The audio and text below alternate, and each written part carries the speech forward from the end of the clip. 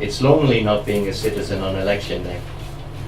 The Arab I'm assuming on the bench beside me seems to feel it too. A while ago he was scribbling in a notepad, his biro dashing from right to left across the page. As he wrote, his face was a picture of concentration and purpose. Now it just looks anxious. The couple on the bench opposite me are cuddling and smooching. They're South Americans, probably Ecuadorians. The woman is about 25 and is chubby with thick glossy hair. She's wearing a short skirt that shows off her dark brown legs. It's cold today, almost too cold to be sitting outside on a bench, and definitely too cold to be bare-legged, I would have thought.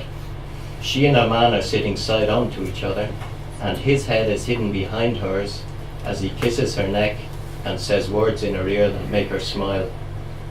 The Russians are by far the biggest grouping in the park, taking up the full length of the central path.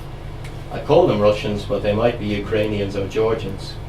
They're mostly middle-aged to elderly, with a few younger couples and kids. They tend to shift around from bench to bench, the mini groupings fluid and changing. It's Sunday, and they're here every Sunday. Despite all the movement, they don't make much noise, and even less so today. A stocky man with red hair and twinkly eyes slowly traverses the central path, sharing jokes and handshakes as he goes. It takes him 15 minutes to walk the 20 yards through the park, and he leaves behind him a trail of cheerfulness. On the far side of the park there are sparse groups of South Americans and black Africans, just enough to have all the benches occupied. I was lucky to get a bench at all on a Sunday. Some of the South Americans are sipping on cans of beer. Two of the Africans are arguing in French. I'm North European, say Irish, and I'm here alone. As you'll have gathered, I'm in the immigrant quarter, and this is our park.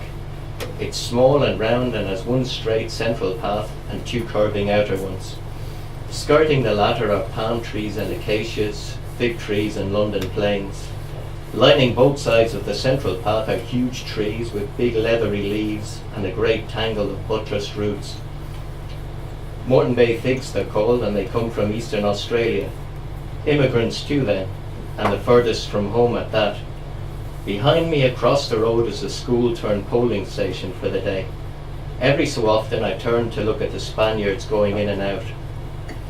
3 days ago terrorists blew up 4 trains in Madrid, killing about 200 people according to latest estimates. Killing, maiming, bereaving. I said earlier that it was almost too cold to be sitting outside on a bench. Here on the Mediterranean coast, around 200 miles from Madrid, it doesn't get much colder, and then not for long. Anyway, we're moving in the other direction, into a long summer. In Spanish, the word for vote is the same as the word for voice, voz.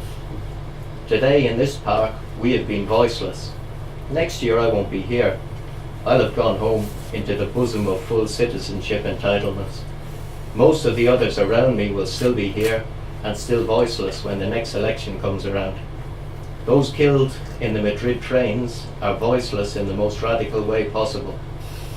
Yesterday, Spanish citizens had their day of reflection, the name for the day before an election when campaigning is not allowed. This election, there's been an awful lot to reflect on. For us in the park, today is our day of reflection, I suppose, though no action will follow it. But all the same, how peaceful it is here for us.